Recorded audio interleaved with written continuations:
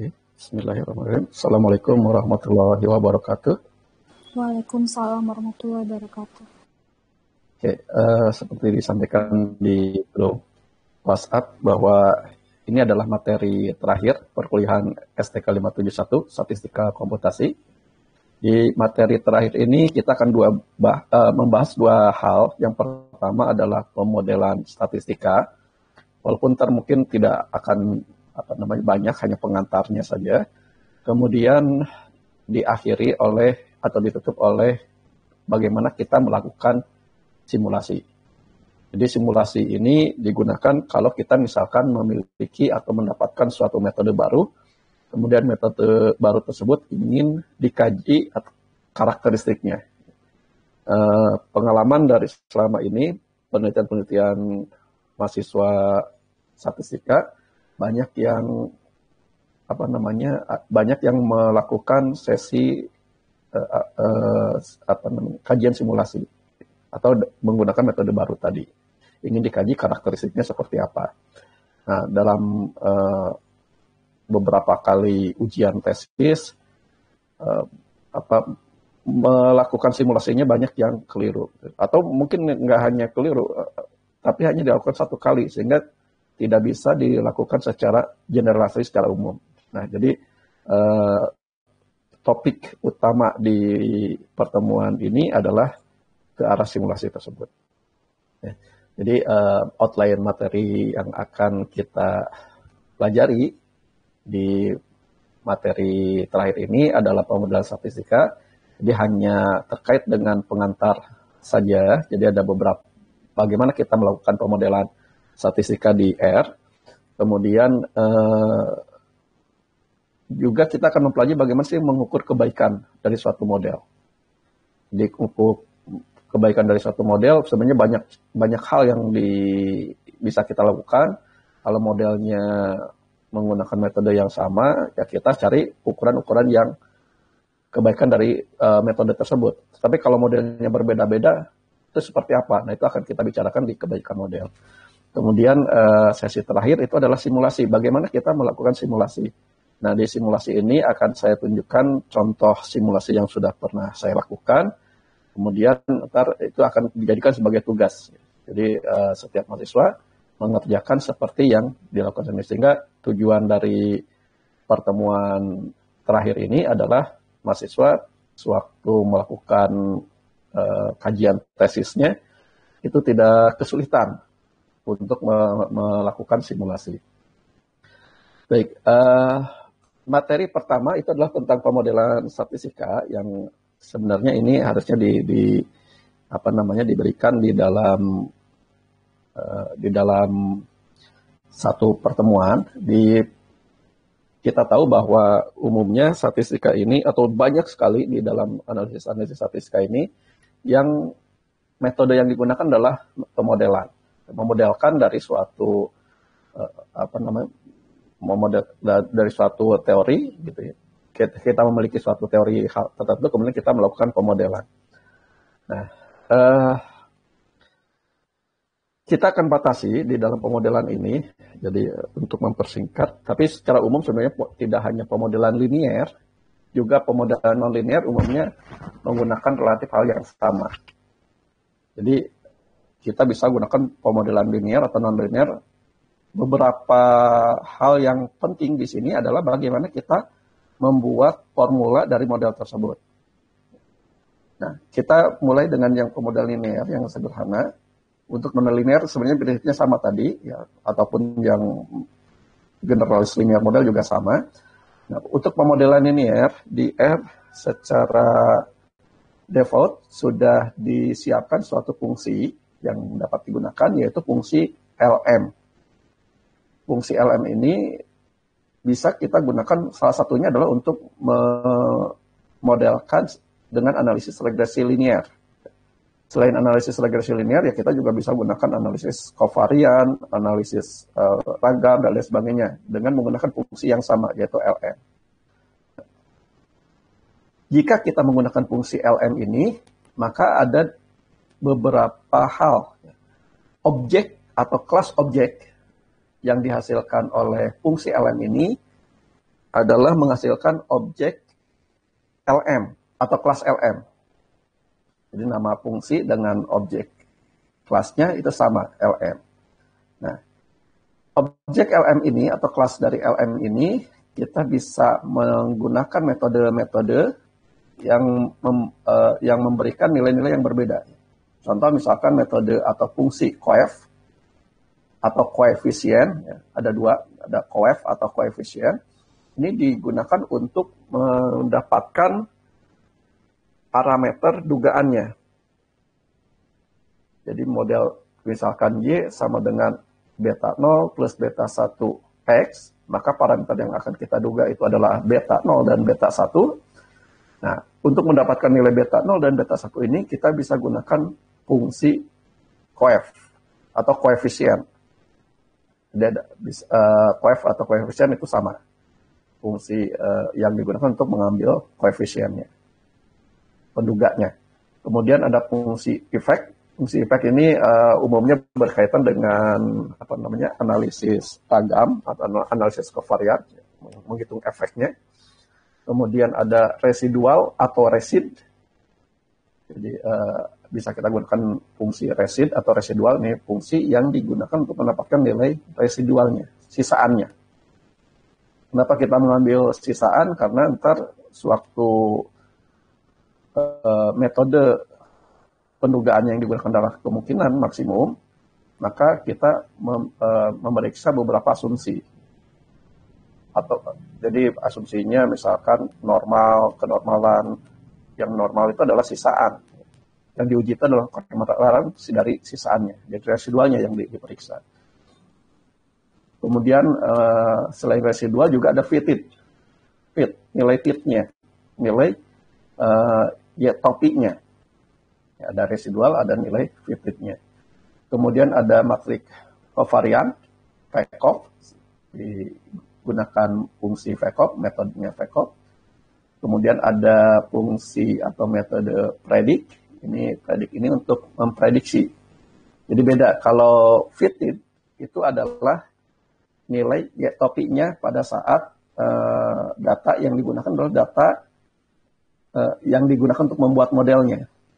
Sedangkan predik ini digunakan untuk lebih luas. Bisa juga dari data baru. Umumnya kalau kita gunakan predik itu adalah untuk data yang baru. Tapi kalau predik tanpa argumen data baru itu sama dengan nilai fittednya. Jadi menggunakan data yang digunakan di dalam memodelkannya untuk menduga modelnya. Kemudian ada confin, itu adalah confident interval, selang kepercayaan. Kemudian ada summary ringkasannya, ya, membuat informasi tentang ringkasannya. Jadi ini sebenarnya ada beberapa juga fungsi metode yang lain di objek kelas LM ini, tapi yang sering digunakan itu adalah yang ditampilkan di sini. Ada coef, ada effects, ada residuals, ada fitted, ada VCOV, predik, dan summary, yang sering digunakan. Nah, fungsi LM ini, atau secara umum untuk fungsi-fungsi model, di fungsi model ini membutuhkan suatu formula.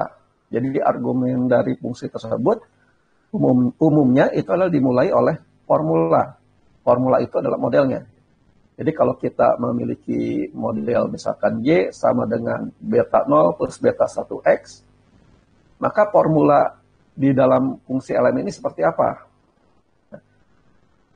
Formula di dalam pemodelan secara umum di R ini diberikan beberapa simbol yang digunakan untuk memudahkan. Ada simbol plus, ada simbol minus, ada simbol titik 2, ada simbol bintang, ada simbol garis tegak, kemudian ada head, topi, kemudian ada fungsi I besar, kemudian ada 1. Jadi simbol dari formula untuk pemodelan dengan menggunakan formula di R ini ada terdiri dari beberapa simbol ini. Plus, simbol plus ini maksudnya adalah model Y sama dengan beta 0 plus beta 1X, maka kalau X ini akan dijadikan sebagai dimasukkan ke dalam formula, maka digunakan plus. Kalau memasukkan variabel tersebut, maka digunakan plus. Kemudian jika kita ingin membuang variabel tersebut, maka kita gunakan minus. Jadi ada plus, ada minus. Jadi kalau plus itu untuk memasukkan model, untuk memasukkan variabel ke dalam model, sedangkan minus untuk mengeluarkan variabel tersebut dari model. Jadi kalau modelnya umumnya plus minus ini di fungsi pemodal ini datanya disimpan di dalam data frame ya. Kalau di dalam data frame kita bisa gunakan minus ini. Tetapi kalau tidak di dalam data frame ya mungkin tidak bisa digunakan, atau bisa juga digunakan sewaktu sudah dijadikan objek LM. Ya, misalkan sewaktu kita melakukan metode stepwise. Nah, kemudian titik 2 ini adalah interaksi. Berbeda dengan di SAS. Kalau di SAS interaksi itu adalah asterik atau bintang. Kalau di di sini interaksi itu adalah menggunakan simbolnya titik 2. Jadi X titik 2 Z itu artinya interaksi X dan Z. Tapi kalau kita gunakan bintang asterik X bintang Y, maka ini adalah sama seperti X plus Y plus X titik 2 Z. Jadi X bintang Y ini jadi lebih luas. Tidak hanya interaksinya aja, tetapi untuk masing-masing variabelnya juga. Jadi X plus Y plus X titik 2 Z. Itu bisa disingkat dan menjadi X bintang Y. Kemudian jika model kita memiliki kondisional syarat ya X given Z, maka kita gunakan garis tegak. X garis tegak Z itu artinya X dengan, atau dengan kata lain ini tersarang. Kalau di kita diinginkan nested ya, tersarang. Kemudian ada pangkat, ini kalau bintang itu hanya 2, ya. Kalau lebih dari 2, kita bisa gunakan pangkat ini. Jadi kalau di pangkat 3 berarti ya ini di semuanya X plus Z plus W dalam kurung bintang 3, berarti ini untuk X, untuk Z, untuk W, kemudian untuk X interaksi dengan Z, X interaksi dengan W, Z dengan W, kemudian X dengan Z dengan W. Jadi semua kombinasi interaksinya juga dimasukkan di sini. Pangkatnya berapa sampai dengan berapa interaksi yang digunakan. Kemudian simbol berikutnya itu adalah fungsi I. Fungsi I ini adalah digunakan apabila kita ingin memodelkan, kemudian modelnya di model kita itu ada variabel baru yang merupakan operasi dari variabel yang sudah ada. Jadi kalau X, misalkan kita ingin memasukkan model X bintang X kali Z, jadi kita punya dua variabel X dan Y. Kemudian di model kita ingin menggunakan modelnya adalah X kali Z. Maka daripada kita membuat variabel baru di R-nya, maka kita bisa gunakan fungsi I. I X dalam kurung X bintang Z, berarti ini adalah variabel baru. Berbeda dengan tadi, kalau X bintang Z tanpa I, berarti ini adalah ini, semua kemungkinan dan interaksinya dari dua variabel ini. Kalau tanpa I. Kemudian yang terakhir, satu ini adalah untuk konstanta, untuk intercept. Jadi satu ini defaultnya itu sudah masuk. Jadi kalau tidak dituliskan angka 1, sebenarnya dia defaultnya sudah ada. Jadi misalkan model kita Y sama dengan beta 0 plus beta 1X. B0 ini adalah 1 tadi. Jadi kita bisa tuliskan Y tilde 1 plus X. Ini kalau plus 1 berarti sebenarnya tidak dituliskan pun nggak ada masalah. Jadi Y tilde X dengan Y tilde X plus 1 atau 1 plus X itu akan menghasilkan hal yang sama. Nah, sehingga kalau misalkan kita ingin memodelkan tanpa intercept, maka kita gunakan tanda negatif 1. Jadi X minus 1 berarti ini kita memodelkan Y sama dengan beta 1 X 1 atau beta Y sama dengan beta X tanpa intercept. Nah, seluruh model simbol ini kemudian kita simpan dengan sintaknya respon tilde, tanda operator tilde, kemudian baru menggunakan simbol-simbol ini. Nah, ini tidak hanya di pemodelan linier, tetapi juga untuk yang non-linear pun sebenarnya sama. Ya, formula ini dituliskan dengan cara yang sama. Jadi hampir semua metode pemodelan di R ini menggunakan formula-formula seperti ini. Walaupun kalau misalkan bukan yang standar, ya ada juga gitu ya, yang menggunakan langsung vektor atau data frame atau matrik yang digunakan. Nah, jadi simbol-simbol ini juga ada yang berguna secara langsung dari vektor, ada juga dari data frame. Contoh seperti minus ini, simbol minus ini biasanya digunakan untuk data frame. Nah, ilustrasi yang akan kita gunakan itu adalah di analisis regresi linier. Misalkan di sini kita gunakan analisis regresi linier sederhana. Di regresi linier sederhana ini ada dua perubahan, ada yang Y, ada yang X. Kita ingin memodelkan Y sama dengan beta 0 plus beta 1X.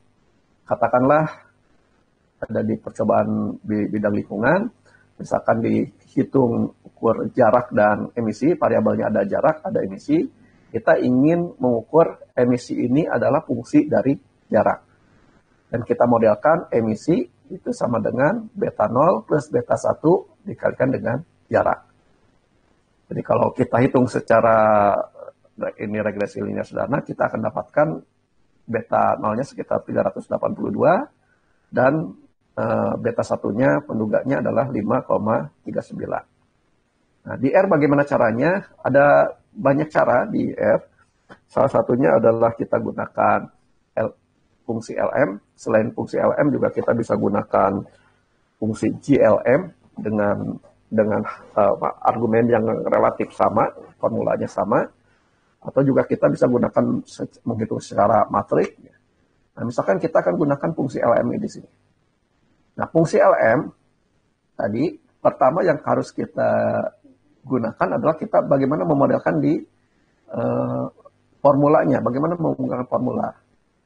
Nah, formula yang digunakan di dalam LM ditandai oleh tanda tilde. Jadi respon tilde model. Respon yang di sini adalah emisi. Kita masukkan data emisi dalam sebuah objek vektor, kemudian kita gunakan jarak sebagai X-nya, juga dalam bentuk vektor, maka secara sederhana kita bisa gunakan objek yang diperoleh dari LM ini, kita akan simpan di hasil, katakanlah. Jadi hasil di-assign dengan fungsi LM, formulanya adalah emisi tilde jarak. Boleh saja kita tuliskan di sini LM emisi tilde 1 plus jarak. Jadi 1 ini untuk menunjukkan intercept. Boleh saja, tapi sangat jarang kita gunakan 1 plus, gitu, plus 1. Yang ada adalah negatif 1. Kita ingin membuang konstantanya. Kita ingin membuang interceptnya. Beta 0-nya ingin kita sisihkan. Jadi gunakan minus 1 kalau kita tanpa beta 0. Kemudian juga bisa saja ini variabel-variabelnya digunakan dari objek vektor. Kalau kita ingin gunakan objeknya data frame, jadi jarak dan emisi ini disimpan di dalam suatu data frame, katakanlah data frame-nya namanya dt.f, maka di sini gunakan koma data sama dengan dt.f.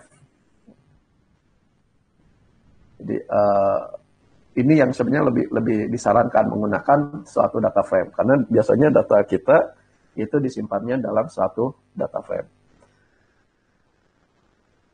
Hasil dari model ini, ya, fungsi LM ini, emisi tilde jarak, ini akan menghasilkan objek dari kelas LM tadi. Dari objek kelas LM tadi, kita bisa gunakan fungsi setelah hasilnya disimpan di dalam objek LM ini, kita bisa gunakan fungsi coef, fungsi efek, fungsi residual, dan lain sebagainya yang sudah kita di halaman depan, di slide depan. Nah, jadi di sini coef tadi atau koefisien lengkapnya, bisa coef atau coefficients dalam kurung objek dari kelas LM ini akan memberikan suatu vektor, dan vektor ini adalah dugaannya. Jadi kalau modelnya seperti ini, emisi tilde jarak, berarti ini adalah beta 0 dan beta 1. Menduga beta 0 dan beta 1. Maka diperoleh penduga beta 0-nya intercept 381,95, dan penduga beta 1-nya itu adalah 5,38. Kemudian pengujian secara ANOVA, ya, secara keseluruhan, kita bisa gunakan fungsi ANOVA. Kalau secara parsial, kita bisa gunakan summary. Summary dalam kurung hasil, itu akan ditampilkan semuanya sebenarnya, secara tanpa ANOVA. Nah, kalau kita gunakan ANOVA dalam kurung hasil, maka yang akan ditampilkanlah responnya adalah emisi, kemudian ada derajat bebas, jumlah kuadrat tengah, nilai F, dan nilai P-nya. Ya, terkait dengan jarak, dan ada juga residual. Kemudian di ANOVA di sini akan ditunjukkan dia memberikan suatu informasi apakah signifikan atau tidak. Kalau ditandakan oleh 3 bintang berarti dia sangat signifikan. 2 bintang atau 3 bintang ya sama. Kalau 1 bintang berarti dia hanya nyata pada saat alfanya 0,05. Kemudian tadi resid atau residuals ini akan memberikan sisaannya. Jadi di sini sisaannya, jadi Y dikurangi Y topi, ini diperoleh sisaannya di sini. Kemudian fitidnya adalah Y topinya. Jadi Y topinya, kalau resid tadi Y dikurangi Y topi, kalau fitidnya itu adalah Y topinya. Di Y topinya, dan biasanya resid dengan fitid ini kita simpan di dalam objek baru, vektor, kemudian kita lakukan diagnostik. Apakah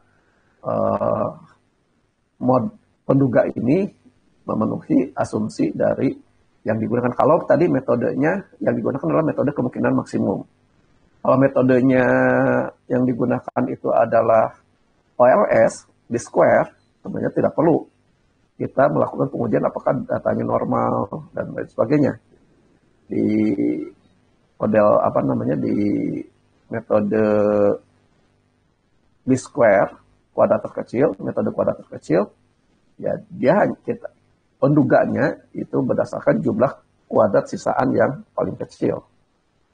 Kalau kita ingin melakukan pengujian, tidak dilakukan dengan menggunakan ragam, karena dia tidak mau normal ataupun tidak normal, itu nggak ada masalah kalau di square. Kalau ingin melakukan pengujian, ntar kita bicara tentang bootstrap. Ntar kita bicarakan di sesi berikutnya. Walaupun terkait dengan hal yang lain. Tapi intinya adalah karena dia tidak berdasarkan suatu sebaran, maka kita di metode kuadrat terkecil ini pengujiannya adalah dengan menggunakan bootstrap. Nah, fungsi-fungsi yang lain sebenarnya kalau yang diilustrasikan tadi itu adalah menggunakan regresi linear sederhana. Nah, kalau regresi linear berganda yang X-nya lebih dari 1, maka ya prinsipnya sama. Jadi kalau misalkan datanya disimpan di dalam objek data frame dan namanya itu adalah my data. Jadi my data ini adalah suatu data frame. Dibanding kita mengeluarkan eh, kita bisa gunakan dua cara ya. Bisa gunakan fungsi attach atau kita tetapkan di argumen datanya itu adalah data frame-nya. Kemudian modelnya Y, kalau di my data ini ada Y, ada X1, ada X2, dan ada X3, maka kita gunakan LM Y tilde X1 plus X2 X plus X3. Kalau misalkan modelnya adalah Y sama dengan beta 0 plus beta 1 X1 plus beta 2 X2 plus beta 3 X3. Kalau di my data ini seluruh model variabelnya hanya ada 4, hanya 4 ini, ada Y, ada X1, X2, dan X3. Sebenarnya di ini formulanya kita bisa lebih singkat. Kita boleh tuliskan Y tilde X1 plus X2 plus X3, atau boleh Y tilde titik. Jadi kalau di my data, di data frame yang digunakan itu hanya ada 4 variabel ini, dan keempat variabel ini digunakan di dalam formula modelnya, maka kita bisa singkat respon tilde titik. Kemudian kalau tanpa intercept berarti Y respon tilde titik minus 1. Atau misalkan kalau kita ingin modelnya adalah Y sama dengan beta 0 plus beta 2X2 plus beta X3, jadi tanpa X1, kita bisa gunakan Y tilde titik minus X1. Jadi gunakan tanda yang negatif di sini. Ini yang di dalam data frame. Nah, misalkan fungsi LM ini menghasilkan objek LM-nya disimpan di kelas yang namanya di objek yang namanya fit. Kemudian untuk melihat hasilnya, dugaannya berapa dan sebagainya, kita bisa menggunakan fungsi summary. Summary dalam fit ini akan menunjukkan beberapa informasi terkait dengan dugaannya, kemudian juga pengujian secara parsial, malah dengan print, metode print fit pun sebenarnya ada beberapa hal yang bisa kita peroleh. Kemudian tadi kalau kita bisa menggunakan fungsi coef atau koefisien lengkap seperti ini akan mendapatkan vektor penduga beta 0, beta 1, beta 2, dan seterusnya. Kemudian confidence interval kita bisa gunakan fungsi confin. Jadi ini confidence interval, levelnya kita bisa terapkan. Kemudian tadi fitted atau residual tadi, resid atau residual sama, dua fungsi yang menghasilkan output yang sama seperti coef dengan koefisien. Itu jelas suatu fungsi yang dua fungsi yang menghasilkan output yang sama. ANOVA untuk melakukan analisis tadi, analisis seragam, kemudian VCOP untuk mendapatkan matrik kovariannya. Nah, kemudian satu lagi tadi mungkin yang belum tercatat, itu ada influence. Influence ini memberikan suatu diagnostik dari pendugaannya.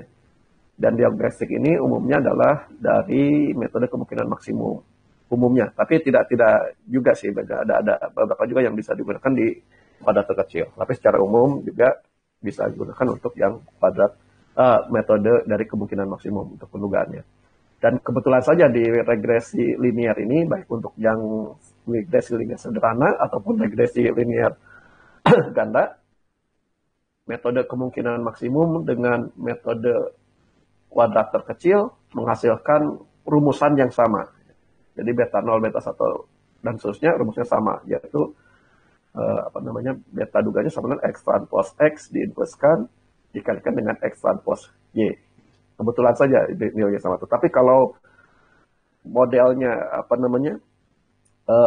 sebaran responnya bukan dari sebaran normal, nah ini akan menghasilkan yang berbeda.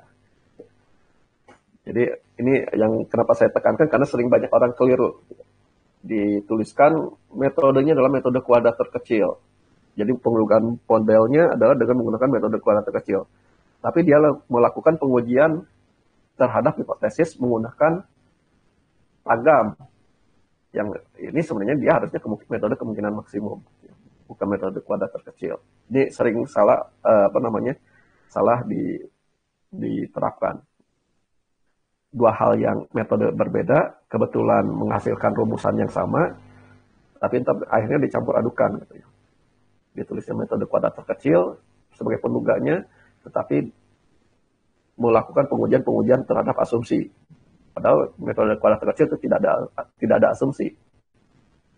Atau dengan kata bukan tidak ada asumsi, asumsinya hanya X-nya itu saling bebas saja. Kalaupun tidak saling bebas, sebenarnya bisa juga dengan metode kuadrat terkecil. Jadi bisa dikatakan dia non parametrik yang tidak ada asumsinya. Nah, kalau kita menggunakan metodenya kemungkinan maksimum, tadi kita bisa melakukan pengujian diagnostik terhadap asumsi, normalitasnya bagaimana, kemudian ya kalau ini biasanya di normalitas apakah bukan respon, sisaannya menyebar normal atau tidak. Sedangkan kalau kita gunakan metode yang lain, ya baik itu atau semua metode, kita bisa memeriksa apakah terjadi heteroskedastisitas atau juga apakah ada suatu observasi yang influensial, yang di luar gitu, di luar ininya gitu, di luar kumpulannya. Yang penting di sini. Nah, plot diagnostik di kelas LM ini umumnya kita bisa gunakan fungsi plot. Jadi plot dalam kurung objek dari kelas LM ini menghasilkan 4 buah grafik. Sehingga kalau 4 buah grafik kita bisa simpan di dalam layout. Kita bisa seperti yang sudah kita bicarakan di grafik, kita bisa simpan di dalam satu gambar. Di dalam satu gambar terdiri dari 4 grafik. Nah, grafik yang ditampilkan itu adalah residual dengan fitnya.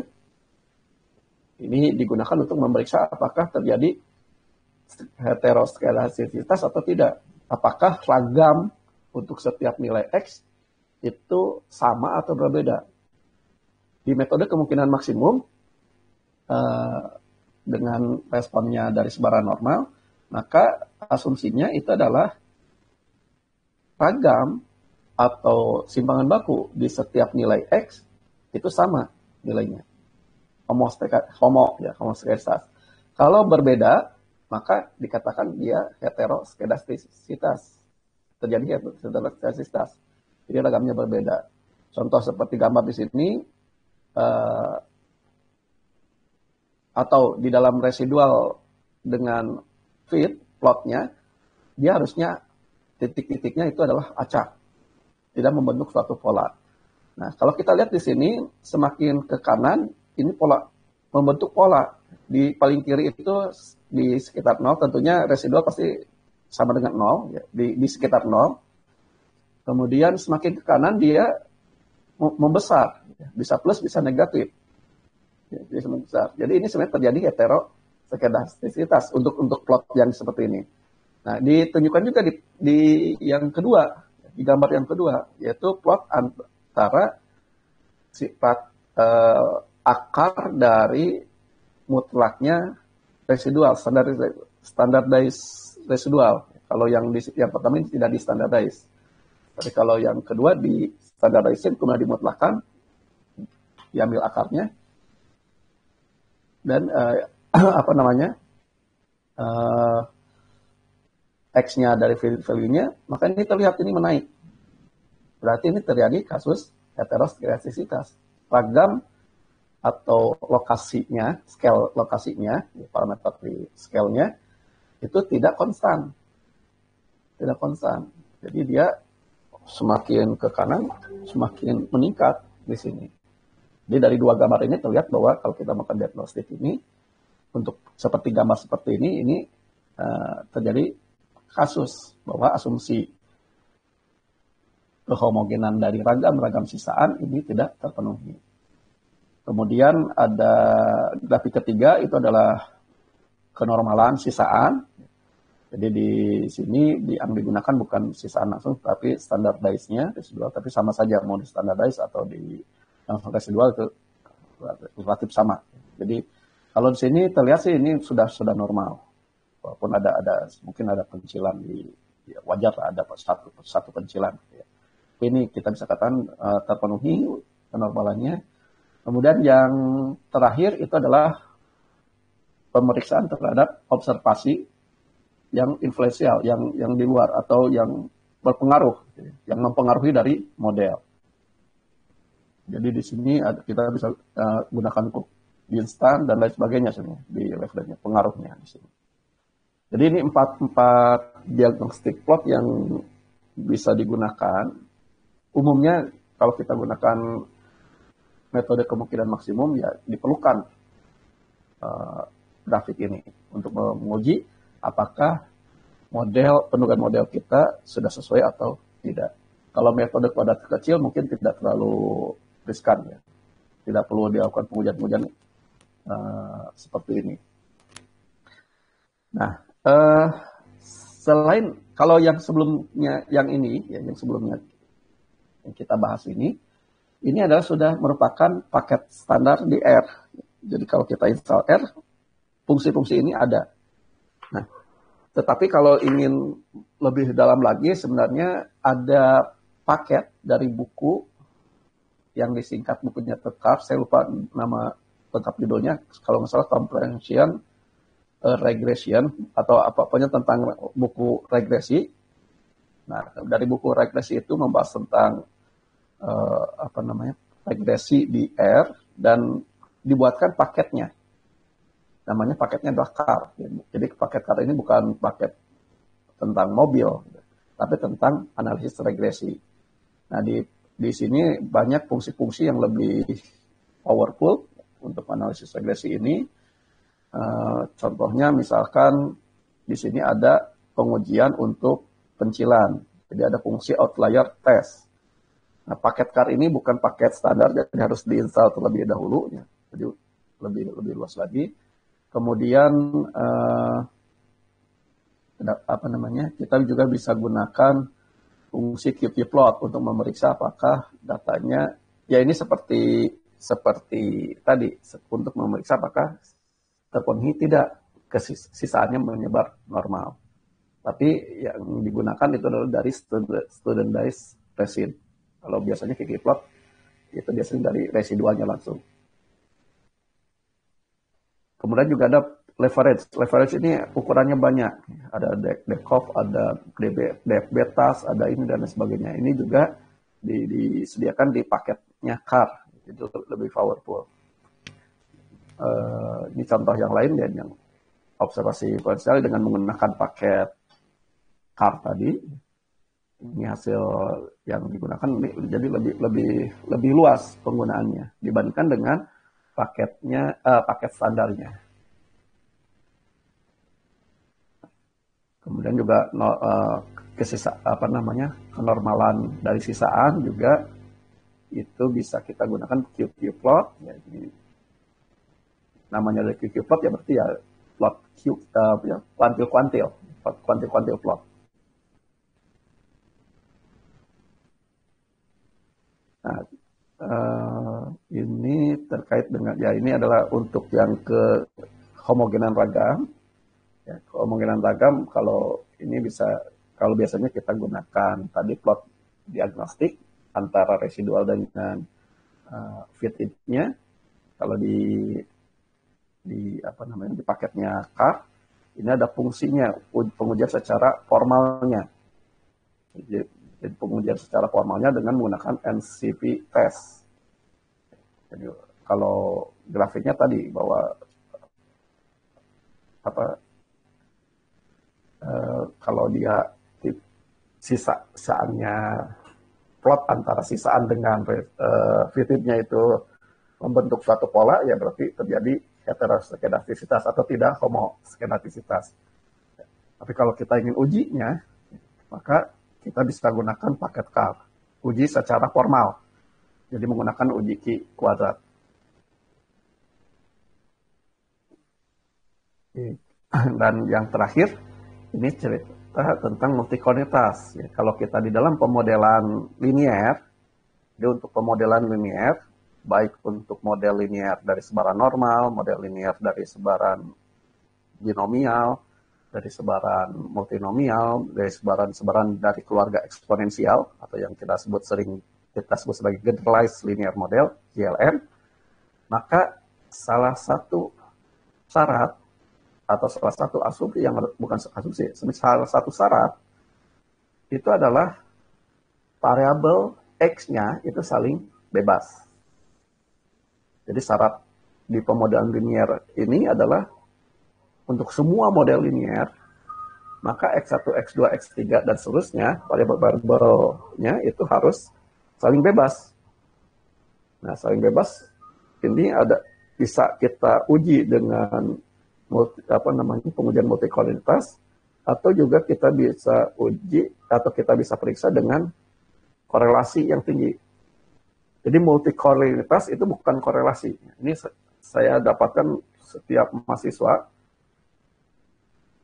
yang ujian tesis ini sering salah di sini. Menyamakan antara multikolinitas dengan korelasi. Itu padahal ini adalah dua hal yang berbeda. Kalau korelasi ya kita berbicara hanya dari dua variabel, korelasi linear. X1 dengan X2, X1 dengan X3 dan seterusnya. Semua pasangan variabel kovariatnya. Itu korelasi. Kalau multikolinitas ini adalah kolinear itu ya variabel yang satu merupakan fungsi linear dari variabel-variabel yang lain. Jadi dua hal yang berbeda. Jadi tetapi efek dari multikolinitas dengan korelasi yang tinggi ini efeknya sama. Efeknya sama. Jadi koefisiennya bisa terpengaruh. Yang tadinya harusnya positif menjadi negatif. Atau yang negatif jadi positif. Jadi saling bertolak belakang gitu. Nah, jadi untuk multikolinitas intinya adalah berbeda dengan korelasi.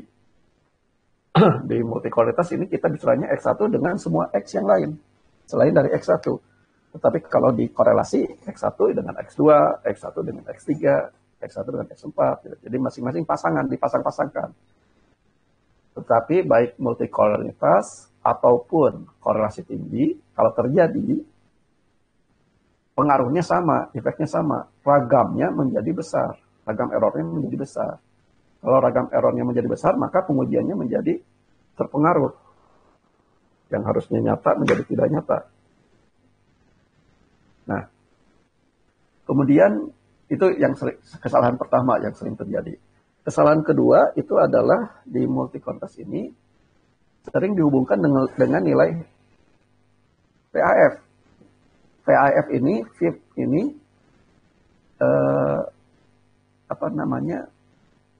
sering dikatakan bahwa jika VAF-nya lebih besar sama dengan 10, maka terjadi multikolinitas. Padahal, kalau VAF-nya lebih dari 1, itu sebenarnya sudah terjadi multikolinitas. Jadi, hati-hati dalam menerjemahkan VAF ini. Jadi VAF yang lebih dari 1 ini sudah terjadi multikolinitas. Informasinya kebalik harusnya. Jadi kalau tidak terjadi multikolinitas, maka VAF-nya sama dengan 1. VAF itu 1 dibagi dengan 1 dikurangi R kuadrat. R yang R kuadratnya dari X1 fungsi linear dari X yang lainnya. Bukan dengan Y. Nah, jadi di sini ada dua kesalahan terjadi multikolinitas ini. Pertama itu adalah sering disebut multikolinitas sama dengan korelasi, padahal itu dua hal yang berbeda, hanya efeknya sama, pengaruhnya sama. Dan yang kedua itu adalah nilai VAF-nya untuk menguji multikolinitas dengan menggunakan VAF. Jika VAF-nya lebih besar sama 10, itu adalah masalah. Itu masalah multikolinitas. Jadi kalau sudah lebih besar sama dengan 10, berarti multikolinitas ini sudah benar-benar mempengaruhi dari model. Tetapi multikolinitas kurang dari 10 bisa juga mempengaruhi model. Jadi biasanya kita memeriksa nilai dari VF-nya itu, akar dari nilai VF-nya itu apakah lebih besar 2I2 atau tidak. Jadi kalau kurang dari akar dari VF-nya itu kurang dari 2, dia sebenarnya sudah terjadi multi-call, tetapi efeknya kepada modelnya itu tidak terlalu besar. Mungkin nggak berpengaruh gitu ke pendudukan modelnya. Tapi kalau sudah lebih besar dari 2, akar dari VAF-nya lebih besar dari 2, maka kita harus memeriksa berpengaruh atau tidak. Berpengaruh atau tidak. Jadi akar VAF 22 itu ya, atau 5 lah. Jika VAF-nya lebih besar dari 5, itu apakah sudah berpengaruh atau tidak. Jadi harus kita memperhatikan tadi. Kita bisa melihat dari tandanya. Koefisiennya harus positif atau negatif.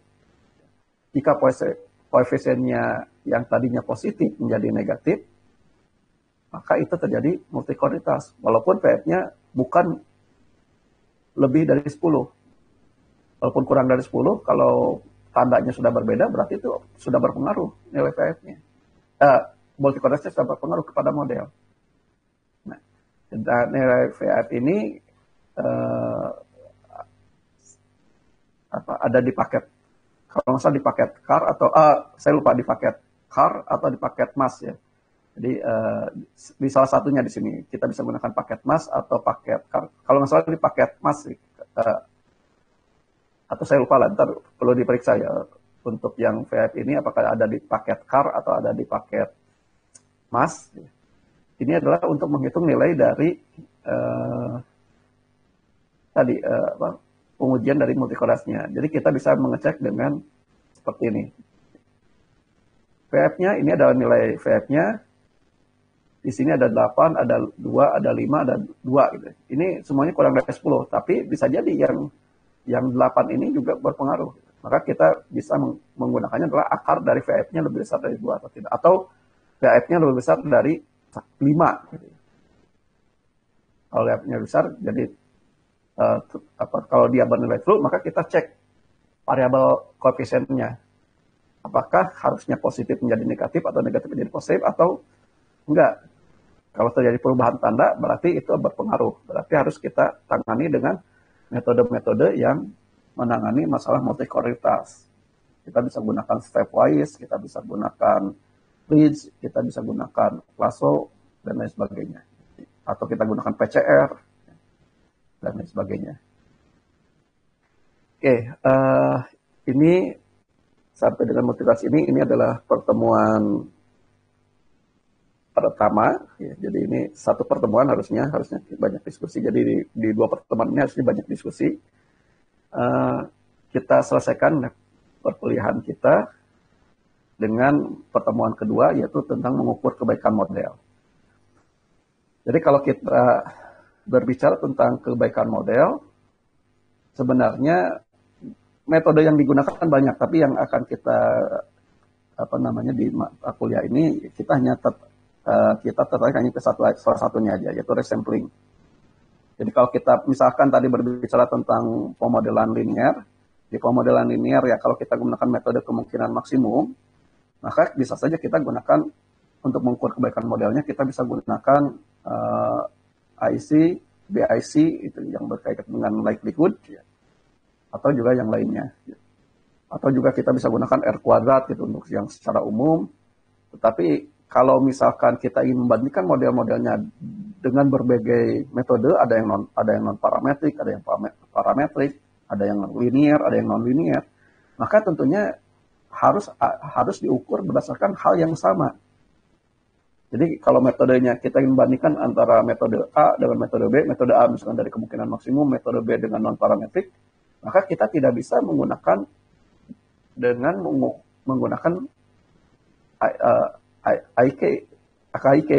IC atau BIC, karena dia menggunakan likelihood, menggunakan kemungkinan, menggunakan fungsi kemungkinan.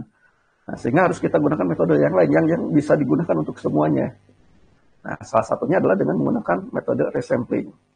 Di metode resampling ini yang kita akan bahas ini ada 3, ada bootstrap, ada jackknife, ada cross validasi. Jadi, apa itu bootstrap, jackknife, dan cross validasi? Ntar kita akan bicara lebih detail. Atau pertanyaan pertama adalah kenapa sih kita harus menggunakan resampling? Nah, kita gunakan resampling karena misalkan saja dengan menggunakan resampling ini lebih sedikit asumsi yang digunakan. Jadi dalam hal ini, di dalam metode resampling ini tidak harus menggunakan sebarannya dari sebaran normal, atau ukurannya harus dari contoh yang besar, dan lain sebagainya. Jadi asumsi yang digunakan di dalam resampling ini sangat sedikit. Kemudian juga hasilnya adalah akurasinya yang lebih besar. Jadi di dalam metode bootstrap, ini pada praktiknya ini lebih akurat daripada metode klasik, atau metode-metode yang menggunakan ragam, menggunakan simpangan baku. Dalam selang kepercayaan. Selang kepercayaan untuk pendugaannya, kalau menggunakan metode bootstrap ini umumnya akurasinya lebih besar dibandingkan dengan yang menggunakan normal X plus minus T atau Z SE gitu ya, dibanding itu. Kemudian juga di resampling bersifat umum tadi. Jadi untuk metode resampling ini dia tidak memerlukan formula baru. Jadi untuk semua metode statistik atau semua metode itu bisa kita gunakan dengan menggunakan resampling ini. Dan lainnya memuaskan pemahamannya. Jadi banyak hal-hal yang dengan menggunakan resampling ini menunjukkan kebaikan dari metode yang kita gunakan atau metode yang ingin kita kaji ini lebih tepat, lebih baik dibandingkan metode yang lainnya. Nah, sewaktu kita bicarakan resampling ini biasanya kita ada bootstrap, ada jackknife, ada permutasi dan lain sebagainya. Yang kita sering gunakan itu adalah metode bootstrap dan jackknife. Dan juga ada cross validasi ya. Cross validasi itu bisa juga dimasukkan sebagai resampling karena dilakukan pengulangan. Kapan kita menggunakan bootstrap, kapan kita menggunakan jackknife? Ini jika tadi untuk menurunkan model statistiknya ini sangat sulit atau tidak mungkin, atau juga ya tidak menarik ya. Jadi tidak semua metode di dalam statistika ini mudah diturunkan model statistiknya. Banyak di antaranya itu yang rumit gitu, atau malah mungkin tidak bisa diturunkan, saking sulitnya. Sehingga untuk membandingkan metode yang satu dengan metode yang lain ini tidak mudah karena sangat sulitnya untuk mendapatkan atau menurunkan dari model statistiknya. Atau malah mungkin tidak mungkin kita dapatkan ukuran-ukuran yang lebih ini. Jadi kalau model statistiknya terlalu rumit, ini juga sulit. Jadi kalau metode statistikanya yang rumit ya jangan menggunakan selain metode ini. Jangan menggunakan metode misalnya untuk selang kepercayaan, jangan menggunakan selang kepercayaan dari sebaran normal. Kalau misalkan model statistiknya itu rumit. Juga model mungkin tidak cukup valid, kemudian juga bisa jadi misalkan ukuran presisinya, kalau kita bicara presisi berarti kita bicara tentang ragam. Kalau akurat, kita bicara tentang lokasi atau mu-nya. Gitu. Ada akurasi, ada presisi. Kalau akurasi berarti ke penduga parameternya. Kalau presisi kita bicara ke ragamnya, ke scale-nya. Jadi untuk ukuran presisi, misalkan kalau ukuran presisinya akurat itu dalam model statistik tersebut itu akan dimungkinkan dengan N yang sangat besar, maka kita bisa gunakan metode bootstrap atau jackknife ini. Apa itu metode bootstrap? Bootstrap dari namanya boot itu ya sepatu boot, strap itu ya talinya, tali sepatu. Jadi ceritanya kalau saya dengar dari Pak Aul, metode bootstrap ini seperti sepatu. Jadi diulang-ulang Kalau sepatu boot itu kan tinggi dan supaya kencang, maka tali sepatunya harus diulang-ulang gitu. Dari bawah sampai dengan atas gitu. Pokoknya dari atas atau sampai bawah, jadi diulang-ulang dengan prosedur yang sama sampai dengan berkali-kali sehingga dia kuat. Nah, basic ide ini kemudian dia dengan sama seperti di statistik juga. Jadi ide dasarnya itu adalah jika kita memiliki suatu populasi, secara umum di populasi ini ada mu-nya, parameter katakanlah nilai tengahnya, kemudian dari populasi ini kita ambil sampel. Kita bicara di dalam metode penarikan contoh. Kita ambil sampel. Dari sampel satu terdiri dari beberapa anggota populasi tadi. Kita duga dengan Y1 topi. Dari sampel 2 juga anggotanya yang dari anggota populasi tersebut, dan mungkin juga di sampel 1 juga terulang kembali di sampel 2. Kita juga dapatkan Y2 topi, Y2 bar rata-ratanya. Di sampel 3, sampel 4 sampai dengan sampel N. Kemudian kalau sampel-sampel ini kita dugaan sampelnya Y topi, Y bar, Y1 bar, Y2 bar, Y3 bar dan seterusnya, kita gunakan juga untuk menduga mu, maka tentunya lebih akurat. Jadi ini Y1 bar, Y2 bar, Y3 bar ini juga merupakan suatu statistik. Suatu statistik yang bisa digunakan jadi suatu himpunan juga. Kita bisa mendapatkan dari rataan dari Y1 bar, Y2 bar, Y3 bar ini akan lebih dekat ke mu dibandingkan kalau hanya satu aja, sampel satunya aja yang digunakan, atau Y1-nya aja yang digunakan, atau Y2-nya saja, atau hanya masing-masing aja yang digunakan. Semakin banyak rataan sampelnya, maka ini akan lebih dekat ke mu-nya. Kemudian juga selang kepercayaannya juga akan lebih sedikit. Ini kalau kita bicara di teori penarikan contoh. Jadi kalau kita di teori penarikan contoh ya mungkin akan lebih jelas lagi. Nah, ide dasar ini kemudian diturunkan ke dalam metode Bootstrap, bukan diturunkan. Jadi populasi, kalau di sini yang warna biru ini, umumnya kita tidak bisa peroleh secara lengkap. Jadi populasi itu umumnya bukan lengkap.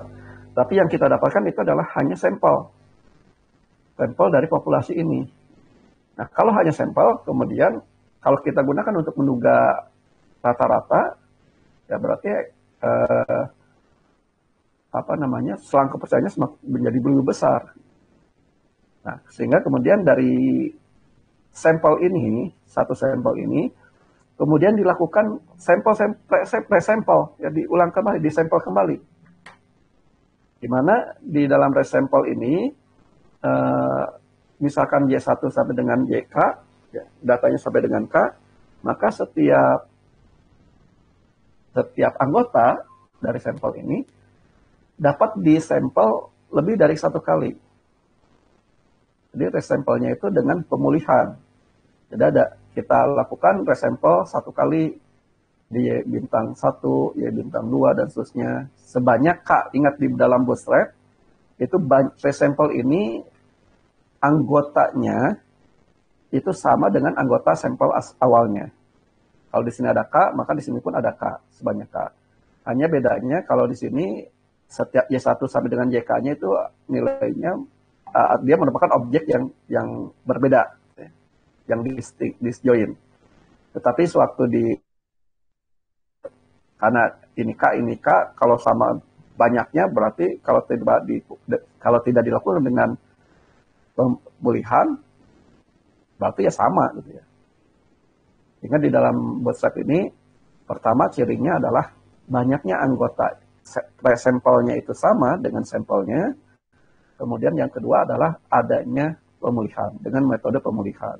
Jadi resampelnya adalah dengan resampel pemulihan. Kemudian diambil resampel pertama, dihitung rata-ratanya, diambil lagi resampel kedua, hitung rata-ratanya, dan seterusnya. Kemudian dari rata-rata resampel ini, kemudian dirata-ratakan, dan ini rata-rata ini akan lebih dekat ke rata-rata sebenarnya. Sehingga di sini ini pun menjadi suatu statistik, ya, kalau suatu sebaran statistik, atau dari suatu sebaran data, suatu sebaran tertentu. Sehingga di dalam metode Bootstrap ini juga selang kepercayaannya umumnya tidak menggunakan selang kepercayaan dari sebaran normal. Selang kepercayaan dari sebaran normal ya X bar plus minus Z alpha atau T alpha dikalikan dengan SE-nya, standar error-nya. Tapi kalau di Bootstrap biasanya kita gunakan kuantil. Bisa kuantil atau kuartil. bisa umumnya adalah kuantil. Jadi dari kuantil berapa sampai dengan kuantil berapa. Dan penduga dari lokasinya, mu-nya, nilai tengahnya, min-nya, itu dengan menggunakan mediannya. Itu biasanya yang digunakan di dalam Bootstrap. Nah, jadi caranya itu adalah pertama kita punya sebuah sampel di dalam Bootstrap ini, X1 sampai dengan XK atau XN. Kemudian kita melakukan sebanyak B kali resample dari X ini dengan replacement, dengan pemulihan. Ya, jadi kita mengenerate sampel, resample dari X ini, dari sampel sebanyak N yang sama, sebanyak anggota yang sama dengan pemulihan. Kemudian kita menghitung statistiknya. Kalau statistiknya, kalau misalkan parameter yang ingin kita duga itu adalah nilai tengah, mu, maka kita gunakan rata-ratanya. Kalau kita ingin gunakan parameter yang lain, ya kita gunakan parameter statistik yang lain juga. Nah, kemudian kita akan dapatkan sekarang gugus data himpunan baru, sebaran baru, ya, dari, kalau di sini dinotasikan oleh theta 1 topi bintang sampai dengan theta B bintang. Jadi sebanyak B kali. Nah, kemudian dari theta 1 sampai dengan beta bintang ini, kita bisa gunakan rata-rata, kita bisa gunakan median untuk melihat dari parameter yang kita ingin duga. Kemudian setelah kepercayaannya, kita bisa gunakan kuartilnya atau kuantilnya. Atau juga kalau datanya sangat banyak, sampelnya sangat banyak, kita bisa gunakan setelah kepercayaan dari sebaran normal. Jadi banyak nilai-nilai yang bisa kita hitung. Nah, jadi contohnya seperti ini, kalau misalkan sampelnya kita punya seperti ini, ada 1, 2, 3, 4, 5, 6, ada 6 sampel. Kemudian dari sampel ini kita lakukan resample, katakanlah 3 kali, B-nya 3 kali.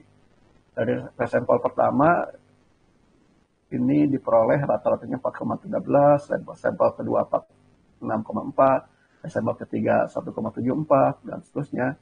Kemudian dari rata-rata resample ini, kemudian kita bisa menggunakan median atau bisa kita gunakan cari rata-ratanya untuk menduga rata-rata dari parameter yang sebenarnya. Ya, di sini ada parameter dari data yang lain. Nah,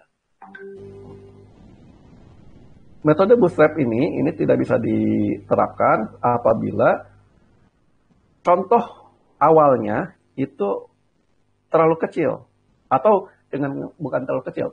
Contoh awalnya itu tidak meliputi dari kemungkinan populasinya. Jadi kalau populasinya rentang nilainya dari minus terhingga sampai dengan terhingga, maka semua data contoh awal kita juga harusnya sekitar itu. Jadi jangan sampai misalkan populasi asalnya dari minus terhingga sampai dengan plus terhingga, contohnya itu hanya dari positif aja. Yang disebut, ya di sini disebut small data set.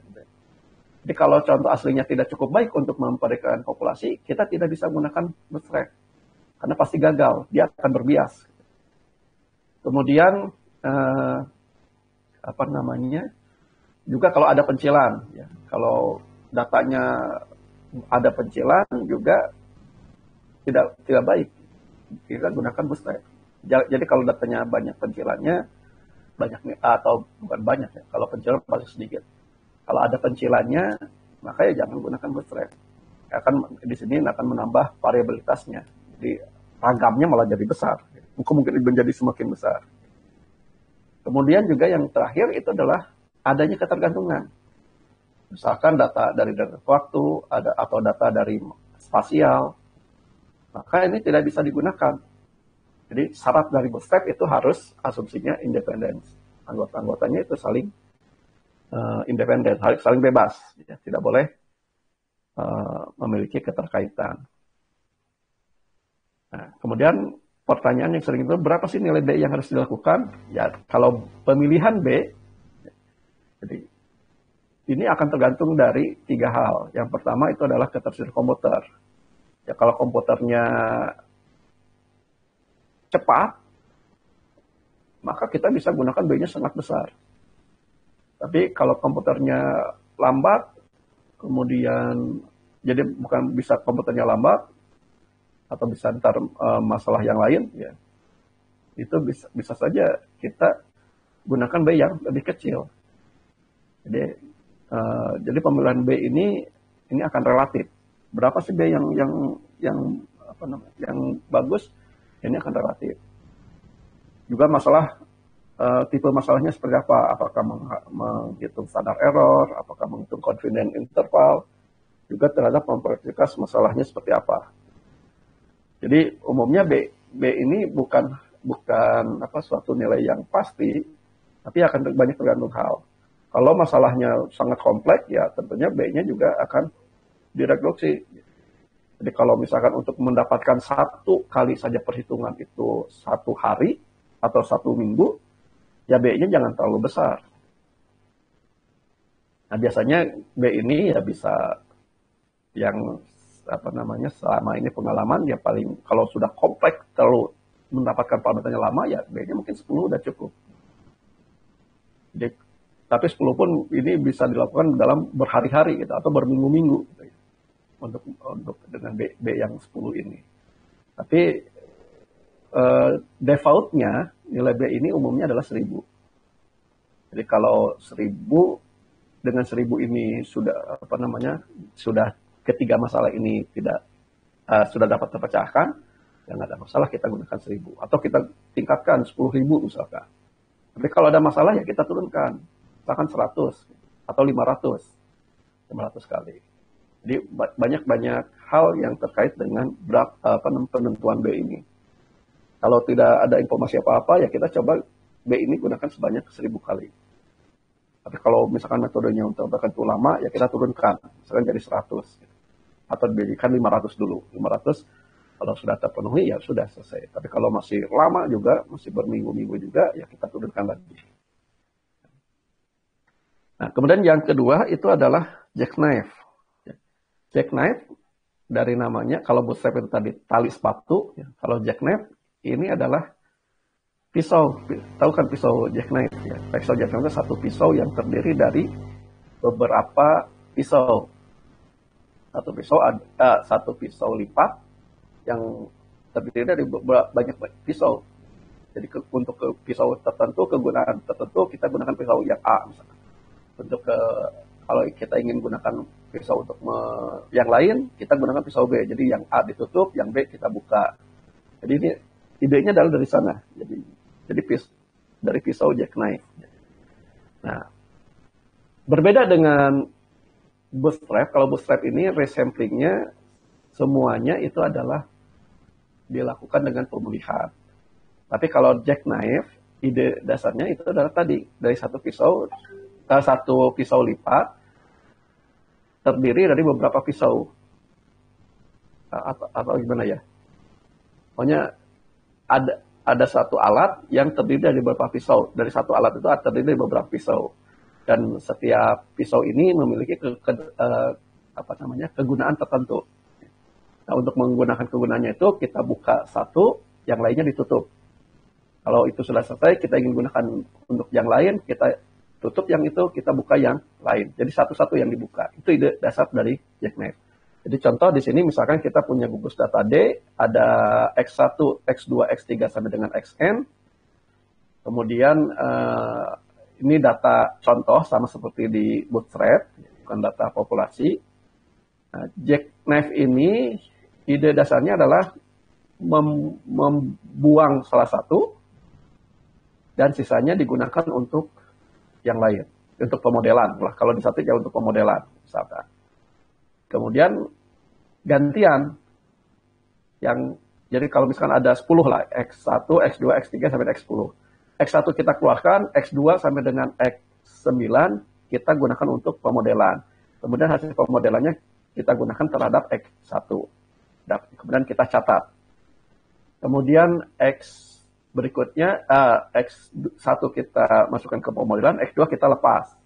Jadi X1, X3, X4 sampai dengan X10 kita gunakan untuk pemodelan, hasil pemodelannya kita gunakan untuk X2, dan seterusnya.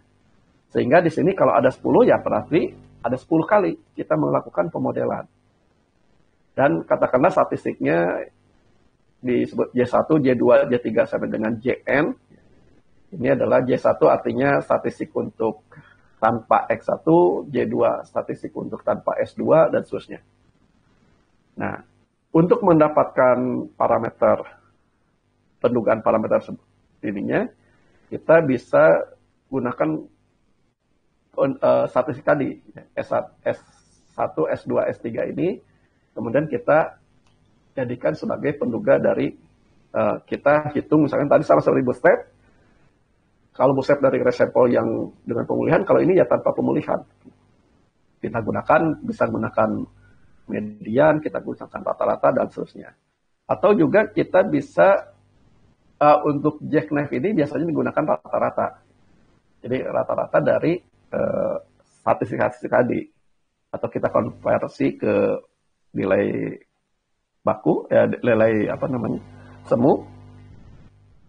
Atau juga kita untuk di dalam hal ini terdapat bias. Ya, kalau kita gunakan langsung statistik tadi, kita dapat bias.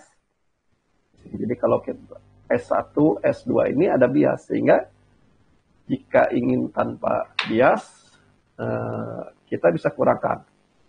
Kita bisa konversinya ke dalam N dikali S, tadi banyaknya data, dikalikan dengan statistik dari data awal, kemudian dikurangi N kurangi 1, dikalikan dengan statistik dari tanpa X1. Kemudian dan seterusnya lah. Ini untuk mengurangi biasnya, jadi tak berbias. Kemudian, jadi dalam hal ini kita jika menggunakan tanpa bias ini, karena bisa menghitung biasnya di jackknife, maka kita bisa gunakan membuang biasnya. Dengan mengkonversinya adalah ke pseudo nilai yang ini. N kali S dikurangi N kurangi 1 dikalikan dengan S1-nya, S minus 1-nya. Kemudian standar errornya, ya, kita bisa menggunakan standar error dari sebaran normal. Jadi untuk jackknife ini umumnya adalah digunakan seperti datanya mengikuti sebaran normal. Kita gunakan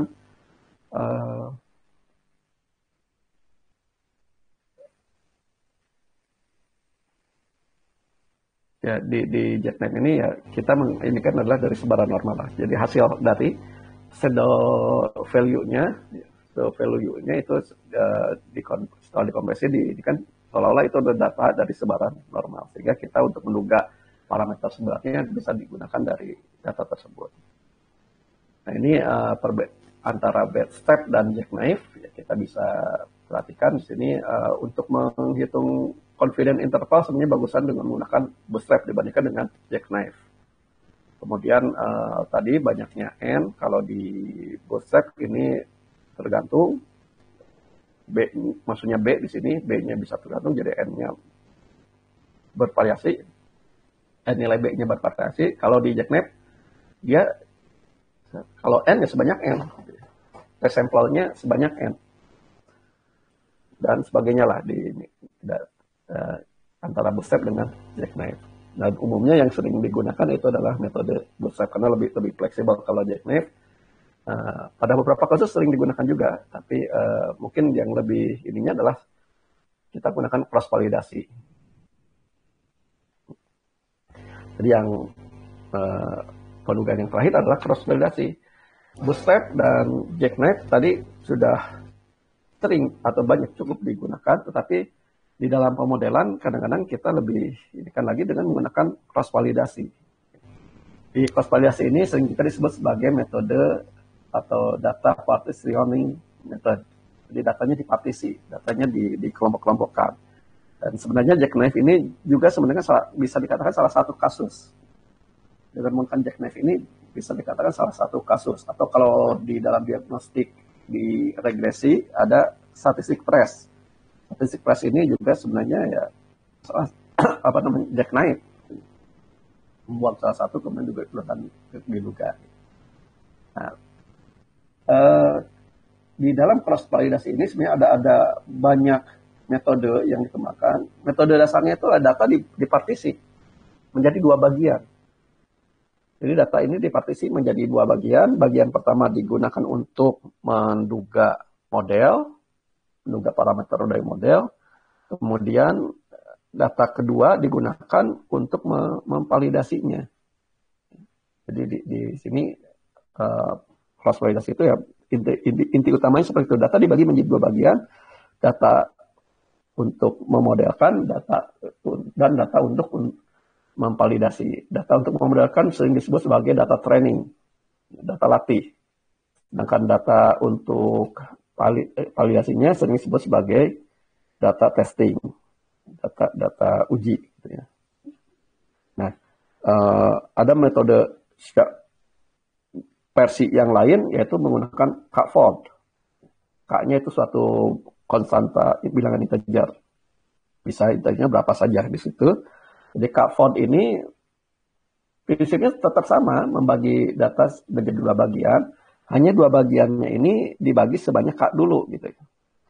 Jadi data kalau kita misalkan gunakan 10-fold, 10-fold, maka dari data ini kita acak, kita bagi menjadi 10 bagian, 10 kelompok.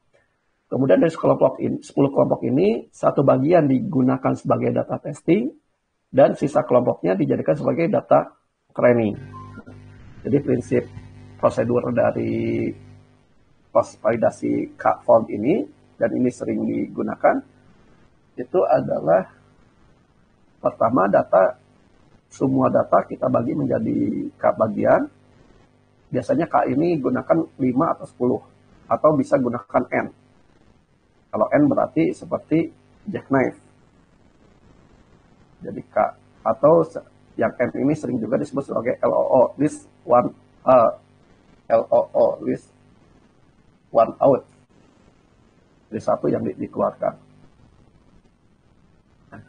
Jadi pertama adalah data dibagi menjadi K bagian. Sebelum data dibagi menjadi K bagian, datanya diacak terlebih dahulu. Jadi syaratnya adalah harus dilakukan pengacakan terlebih dahulu. Setelah data diacak, kemudian dibagi menjadi 10 bagian. Setiap bagian, maka ini akan dijadikan sebagai data testing. Atau dibalik, untuk bagian pertama sampai dengan K-1, ini digunakan untuk menduga model. Kemudian bagian ke K-nya digunakan untuk validasinya, atau untuk menduga respon dari model yang diduga. Kemudian kita menghitung statistiknya, bisa gunakan galat prediksi, bisa gunakan akurasi, misalkan kalau di pemodelan klasifikasi. Bisa juga yang lainnya, bisa juga errornya, bisa juga rata-ratanya dan sebagainya. Tapi umumnya adalah yang pada sering kasus ini adalah kita gunakan galat prediksi atau errornya. Yang sering digunakan adalah errornya. Tapi kalau di data time series ya mungkin kita gunakan yang lain. Jadi di sini menghitung statistiknya. Kita hitung statistiknya dari hasil validasi tadi. Kemudian ini diulang seperti jackknife ya, kita ulang, tapi ini kelompoknya K, jackknife-nya K, jadi sebagai K. Jadi setiap bagian itu pernah dijadikan sebagai data testing untuk melakukan validasi. Jadi kalau K-nya ada 10, maka ntar hasilnya itu adalah ada 10. Kemudian kita bisa menghitung rata-ratanya atau bisa menghitung kebaikan-kebaikan model yang lainnya. Jadi di dalam cross validasi ini adalah seperti itu. Prinsipnya adalah kita membagi data menjadi dua bagian, data training dan data testing. Data training kita buatkan untuk menduga model, dan data testing kita gunakan untuk memvalidasi model tersebut. Nah, ini materi terakhir. Oke, nah sebagai tugas juga ini akan saya informasikan. Ya, jadi tugas ini di bagian simulasi supaya lebih mengenal terkait dengan simulasi. Di simulasi ini kita akan, misalkan di sini kita akan membandingkan metode lasso regularisasi L1. Lasso ini list absolute linked and selection operator. Jadi lasso ini salah satunya digunakan untuk mengatasi masalah multikorelitas. Bukan mengatasi, sebenarnya ya, jika ada kasus multikorelitas atau korelasi juga tinggi, maka kita bisa menggunakan metodenya adalah lasso L1. Nah, kenapa menggunakan lasso? Karena lasso ini relatif masih metode yang relatif lebih baru dibandingkan metode yang lainnya, ya, ridge ataupun stepwise. Nah, kita ingin misalkan membandingkan antara metode lasso ini di dalam regresi, ini bukan MKT, regresi, ya, dalam regresi, dan kita bandingkan dengan MKT, metode kuadrat kecil, kemudian metode forward stepwise, dan metode ridge regression. Nah, apa itu lasso? Lasso ini sebenarnya sama seperti di dalam metode kuadrat terkecil. Jadi metode kuadrat kecil tujuan utamanya itu, atau tujuannya adalah meminimumkan dari jumlah kuadrat sisaan. Jadi mendapatkan nilai beta yang hasilnya meminimumkan dari jumlah kuadrat sisaan. Nah, perbedaan antara MKT dengan lasso, di lasso ini diberikan kendala, diberikan syarat. Syaratnya itu adalah dari norm L1. Norm L1 itu adalah jumlah dari beta mutlaknya itu lebih kecil sama dengan T. Dan T-nya lebih besar sama dengan 0. Jadi, kalau metode kuadrat terkecil itu dalam meminimumkan jumlah kuadrat sisaan ini, maka kita dapatkan solusi bentuk tertutupnya seperti betanya menggunakan ya persamaan normal, ya, X plus X diinverskan dengan X plus Y. Tapi lasso tadi meminimumkan jumlah kuadrat sisaan juga sama seperti di dalam metode kuadrat terkecil, tetapi diberikan suatu kendala. Kalau kendala kemudian kalau kita jadikan sebagai Lagrangian, suatu Lagrangian, maka menjadi plus lambda dikalikan dengan jumlah dari beta J. Ini kan syaratnya adalah jumlah beta I mutlakan lebih kecil dari T. T-nya lebih besar sama dengan 0. Nah, ini persamaannya kalau kita masukkan ke dalam persamaan fungsi Lagrangian, maka menjadi plus lambda dikalikan jumlah jumlah dari beta mutlaknya. Nah, kalau kita sekarang punya fungsi tujuannya ini, ada penambahan syarat, maka ini tidak bisa kita meminimumkan. Bukan tidak bisa meminimumkan. Tidak ada solusi dalam bentuk tertutup. Kalau metode kuadrat kecil kan tertutupnya ini. Beta topinya adalah X transpose X, inverskan, dikalikan dengan X transpose Y. Tapi kalau di lasso, ini tidak ada bentuk ini. Kita tidak akan dapatkan, kita tidak akan dapatkan hasil bentuk tertutup. Nah, solusi yang diperoleh itu adalah dengan pemrograman kuadratik, ini yang digunakan di metode awal, yaitu oleh Tripsilani.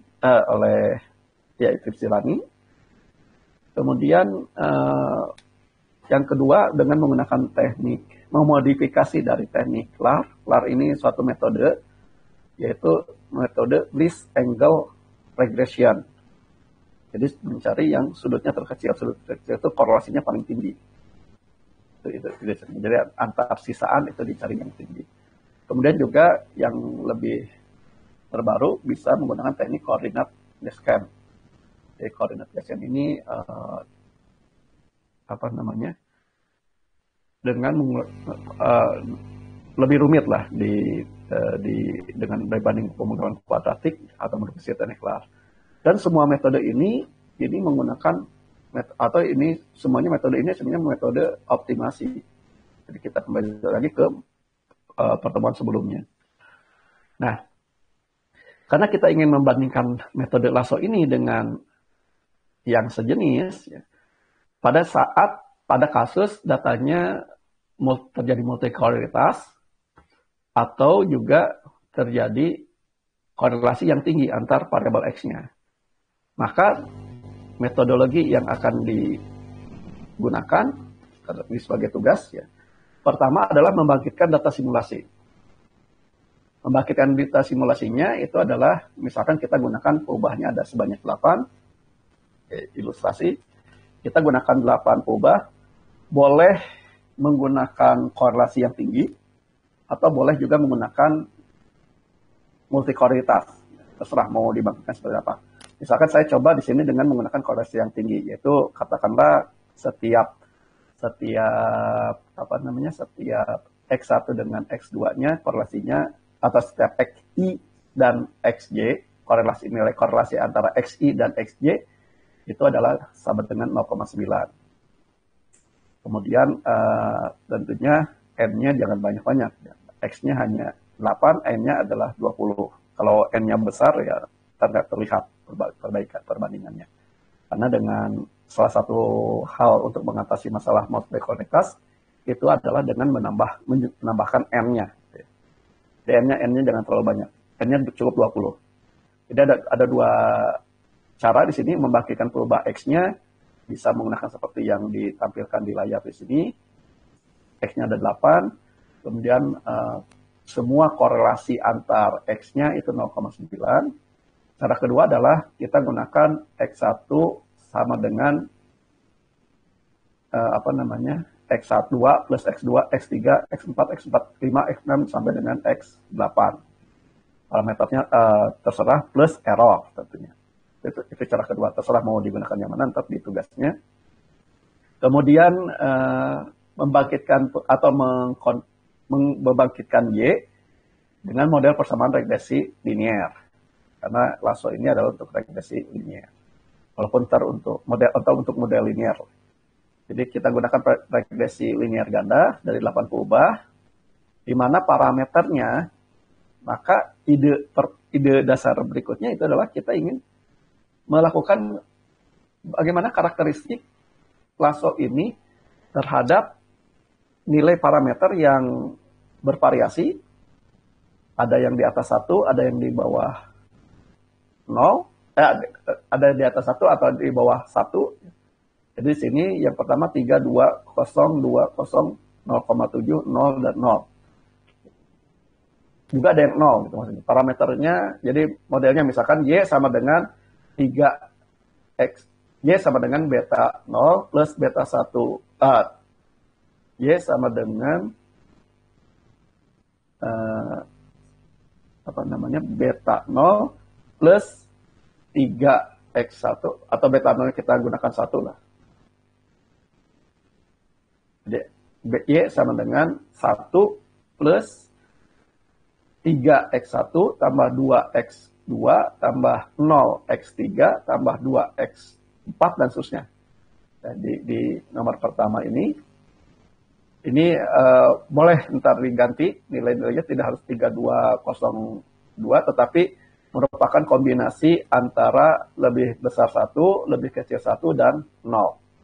Jadi kita ingin melihat karakteristik lasso ini, metode lasso ini dibandingkan dengan MKT, stepwise, dan ridge regression itu pada koefisien yang bervariasi.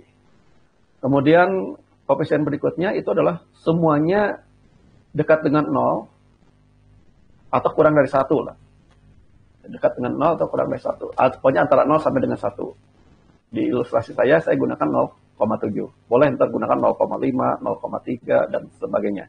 Tapi bukan 0 dan bukan di atas sama dengan 1. Jadi antara 0 sampai dengan 1. Kemudian yang ketiga, parameternya adalah semuanya lebih dari 1. Nah, boleh 2 semua, atau boleh 2, 3, 2, 3, dan seterusnya. Nah, misalkan saya gunakan di sini semuanya bernilai 3. Setelah X dan Y tersedia, berarti di sini ada ada tiga karakteristik yang akan kita gunakan. Jadi kita akan membahas 3 hal ini. Apabila parameternya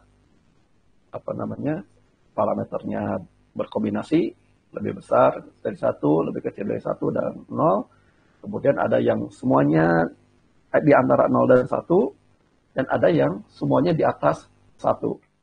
Kita ingin melihat bagaimana karakteristik dari metode kuadrat terkecil, metode ridge regression, metode stepwise, dan juga metode lasso. Kemudian dari situ kita bisa mengambil kesimpulan. Kemudian dengan tadi gugus data tadi, maka kita lakukan pendugaan koefisien. Pendugaan koefisien. Kita ingin, karena ini parameternya sudah ditetapkan nilainya, maka tentunya metode mana yang parameternya lebih dekat dengan yang penduga parameternya lebih dekat dengan parameter yang sebenarnya. Maka kita harus menduga koefisiennya. Kalau kita gunakan metode kuadrat terkecil, maka kita bisa gunakan fungsi LM yang sudah ada. Kemudian kalau ridge regression atau regresi gulut, kita bisa gunakan paket GLN, net, atau juga ada ridge, fungsi ridge di R itu. Nah, kenapa paket GLN net? Karena lasso juga sebenarnya ada banyak paket yang menghitung lasso. Ada dari fungsi lar, paket lar pakai S ya, lar. Kemudian ada juga GLMNet, ada juga fungsi penalized regression dan lain sebagainya. Tapi yang bisa boleh digunakan adalah, atau yang memudahkan di sini kita gunakan GLMNet. Jadi regresi gulut dengan GLMNet ini sebenarnya untuk lasso dan ridge, atau gabungan lasso dengan ridge. Jadi dia disebutnya elastic net. Di metodenya namanya elastic net. Jadi kita gunakan yang ntar alfanya 0 dan alfanya 1. Alfanya 0 untuk ridge regression, alfanya 1 untuk lasso. Karena ntar kita gunakan ingin melihat juga dari regresi ridge. Kemudian yang terakhir kita gunakan forward stepwise. Di forward stepwise ini ada di paket MAS, kita bisa menggunakan fungsi step IC. Atau juga sebenarnya kita bisa gunakan paket yang lain.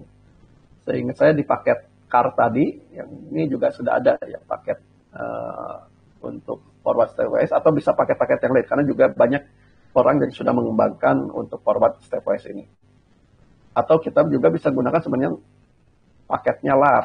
Kalau paket LAR itu ada untuk lasso, juga untuk forward stepwise. Ya kita bisa gunakan itu. Ini tujuannya adalah untuk menduga koefisien dari penduganya.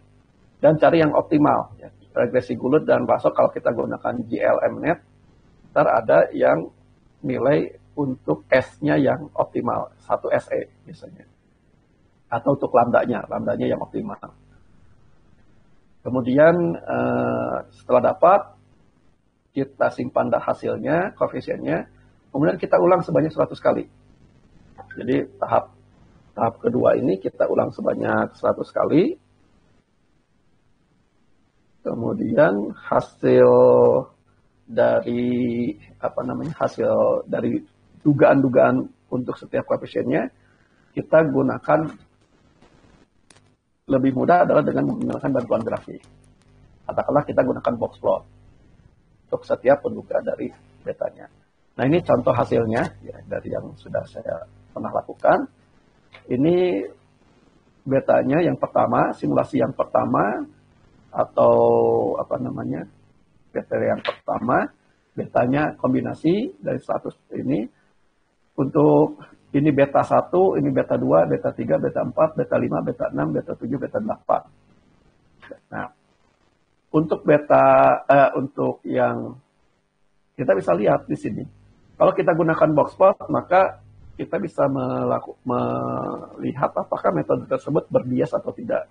Kita bisa lihat dari titik mediannya. Mediannya apakah ada di nilai parameter sebenarnya atau tidak. Contoh di sini MKT. MKT ini di setiap metode ini dia dekat, sangat dekat. Malah mungkin bisa dikatakan sama persis dengan nilai parameter sebenarnya. Maka MKT ini memang kita tahu dia metodenya merupakan metode yang tak bias. Metode yang tak bias. Tetapi kalau untuk kasus ragamnya, untuk korelasinya tinggi antar X, maka dia ragamnya besar. Kalau ragam berarti ditunjukkan oleh besarnya kotak di sini atau dari ekornya. Semakin besar, maka dia ragamnya semakin besar.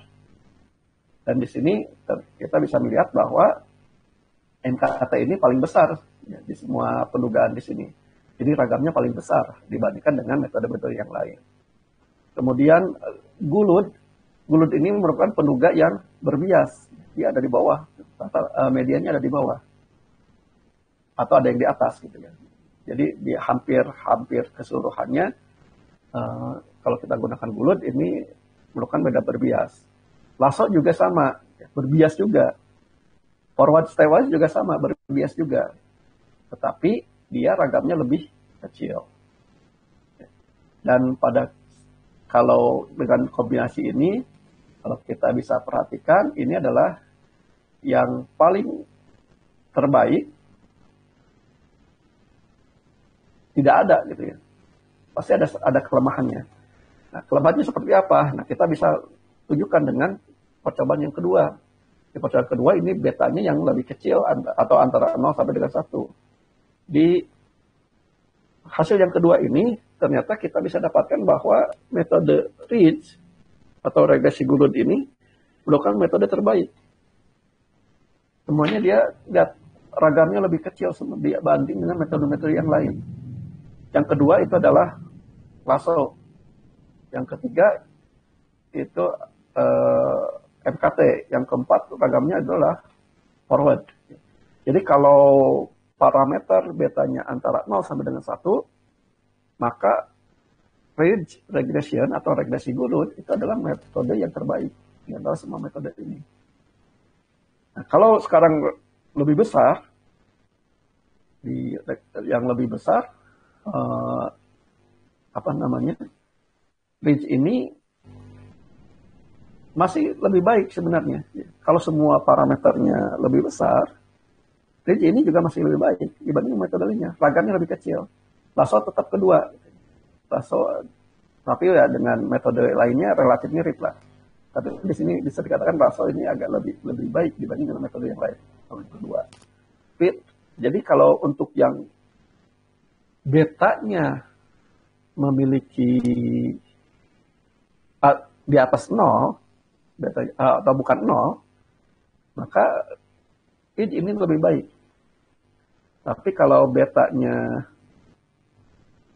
Tapi kalau betanya ada 0, nah perhatikan di sini. Kalau kombinasi tadi yang pertama, apakah Ridge ini bagus untuk semua hal? Kalau kita kecil semua atau besar semua, atau lebih besar dari lebih besar atau bukan 0 semua, Ridge ini paling bagus.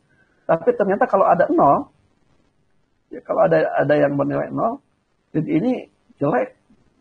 Contoh di sini, untuk menduga beta 3, penduga beta 3 ini, Ridge ini,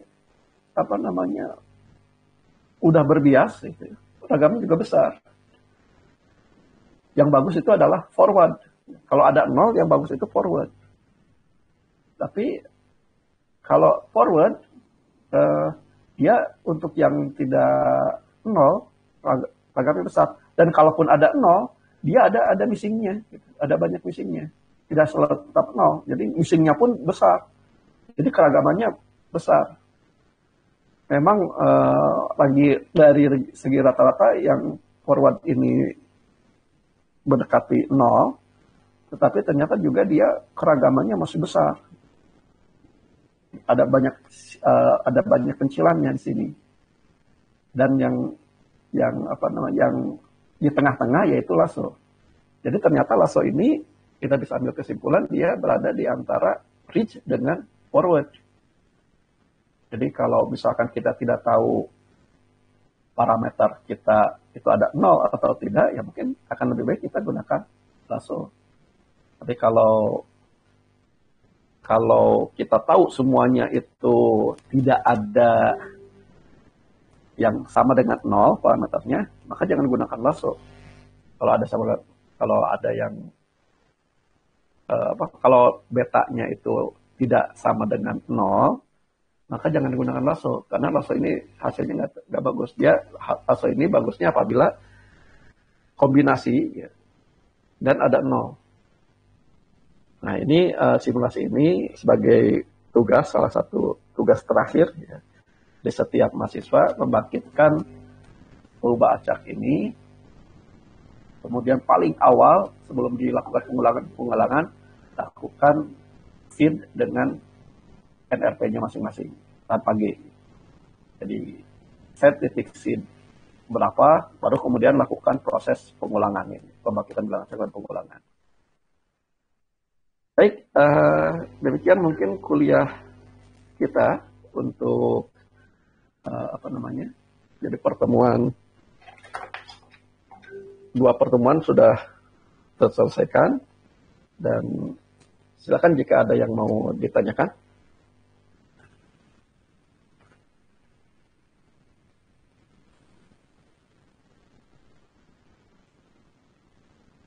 Ya, ada yang mau ditanyakan? Assalamualaikum Pak Agus. Ya, Pak, kalau dalam prakteknya, misalnya kan kita mau gunakan regresi dengan itu apa? Dengan proses bootstrap atau jackknife itu Pak ya, misalnya, kan kita nggak tahu posisi parameter teoritisnya, beta teoritisnya kan kita nggak tahu nih Pak. ya. Kita membuat dulu regresi dengan tanpa simulasi, terus diduga misalnya beta 0, regresi tanpa simulasi, tanpa resampling, sekian. Habis itu baru kita tentukan mau regresi apa dengan karakteristik awal tanpa resampling seperti ini. Ataukah seperti apa Pak baiknya Pak? Kan kita nggak tahu sebaran parameter teoritis kan? Ya. Baik. Kalau kita tidak mungkin tahu parameter yang sebenarnya. Ya.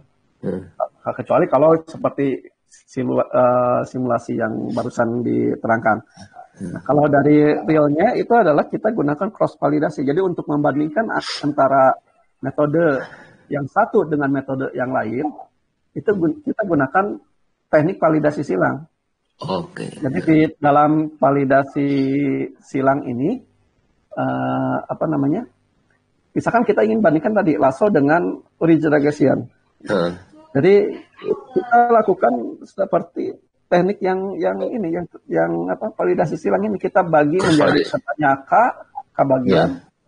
Kemudian dari K bagian itu kita biasanya kalau untuk model regresi ini kita gunakan RMSEP. Kita bagi banyak K bagian, setiap bagian dijadikan sebagai data testing, kemudian terdapat kita hitung galatnya, jadi dapat CP-nya. Kemudian CP-nya diratakan, nah carilah yang terbaik. Kalau RMSEP berarti cari yang RMSEP-nya paling kecil. Oke. Iya. Kalau kita bicara pemodelan klasifikasi, cari yang akurasinya tinggi misalkan, atau yang spesifikasinya tinggi. Ya, jadi akan itunya berbeda. Tapi prosesnya itu adalah biasanya dengan menggunakan teknik dari validasi. Yang itu. Jadi memang kita pasti tidak akan mengetahui parameter sebenarnya. Terus ini Pak, boleh lagi Pak? Ya, silakan. Silakan. Ini kalau cross validasi itu kan misalnya hilangkan beberapa observasi, jadikan dia data testing gitu Pak ya. Nah, kalau di kita kan juga belajar yang time series Pak. Kalau di time series itu kan menghilangkannya agak repot ya Pak. Kalau menghilangkan di series ke misalnya datanya 100 series, kita hilangkan series 2 3, itu kan malah merepotkan model kan, karena kalau nggak salah tidak ada data hilang kendalanya itu ya Pak. Nah itu kalau kita pakai resampling dengan time series gimana Pak? Resampling atau cross validasi ya, ini spesifikasi untuk cross validasi. Untuk yang ini memang akan terkendala. Tidak hanya time series, tetapi juga data yang spasial, yang terboboti spasial, itu juga terkendala. Karena setiap tempat, setiap spasial itu juga harus bernilai. Kalau tanpa itu maka tidak bisa. Nah, tentunya saya ingin bahas lebih banyak tentang cross validasi. Jadi untuk teknik cross validasi ini yang K-fold ini yang sudah dibicarakan ini berlaku apabila setiap pemodelan bisa dilakukan pengacakan. Kalau tidak bisa dilakukan pengacakan, maka kita gunakan sebagai untuk time series. Untuk time series itu cross validasinya dilakukan dengan cara membaginya itu secara terurut. Jadi dan urutannya itu adalah digunakan seminimal mungkin untuk mendapatkan model. Jadi kalau kita punya dari T sama dengan 1 dengan T sama dengan 10, T sama dengan 1 sampai dengan T sama dengan 100 katakanlah. Ya. Jadi waktunya ada 100 satuan. Kemudian untuk mendapatkan model dari time series itu dibutuhkan minimal 50 series, 50 data. Maka kita lakukan pemodelan dari T1 sampai dengan T50, T1 sampai 350, kemudian itu digunakan untuk memodelkan, kemudian gunakan pemodelannya untuk menduga, untuk meramal, untuk meng-forecast ke depannya. Ya, sebanyak misalkan bagiannya berapa? Kalau bagi 10 ya 10 gitu ya, 10 series. 10 series kita bagi di situ. Dapat kan. Kemudian kita geser. Geser geser maju gitu Pak ya. Maju ya. T2 sampai T51. 51. Itu satu pemodelan, sisanya sebanyak yang sama dengan sebelumnya kita gunakan untuk testing. Dan itu digeser terus. Sebanyak misalnya kalau K-nya 10 ya 10 gitu. Kalau ini kalau K-nya ya berapa lah di situ. Jadi di situ kita bisa lakukan juga cross validasi. Itu yang time series. Kemudian yang terakhir tadi yang datanya spasial atau yang terboboti, ya. Tidak hanya spasial, bisa yang terboboti. Seperti di dalam apa istilahnya itu, saya lupa, bukan simultan, pokoknya yang terboboti lah, yang ada dummy-nya juga gitu ya. Nah kalau yang seperti itu maka digunakan dengan semua datanya itu tidak dibuang, tetapi yang dijadikan sebagai validasinya untuk testingnya di set dengan nilai bobotnya 0. Kalau di bobot 0 maka dia bisa diduga juga. Jadi itu tekniknya. Sebenarnya ada saya lupa, saya bukunya belum menemukan, tapi kalau blognya seperti itu ada, bukan blog ya, ada informasi seperti itu banyak ya.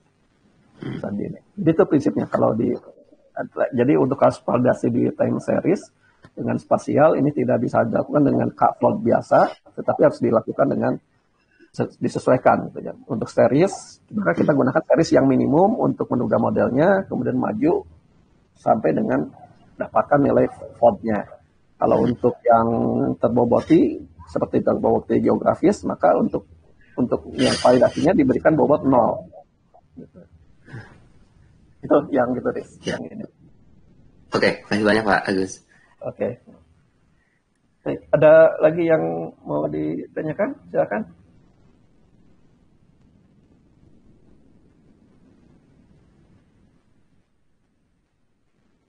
Ada yang mau ditanyakan lagi?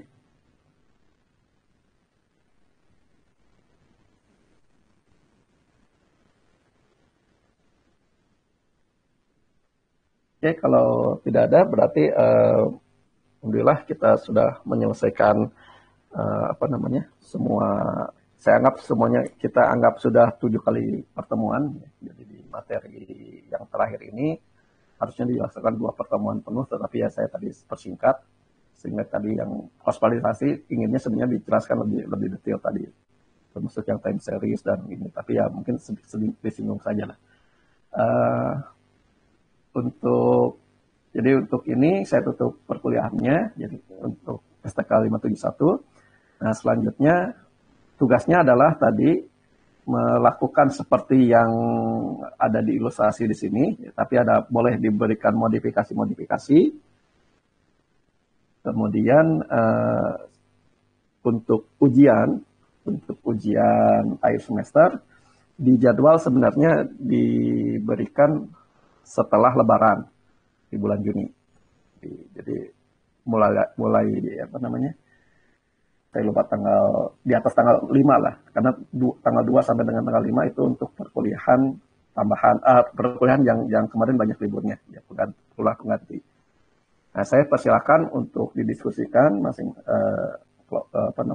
di kelas ini untuk menentukan kapan ujiannya. Apakah boleh sebelum Lebaran juga boleh, setelah Lebaran juga boleh.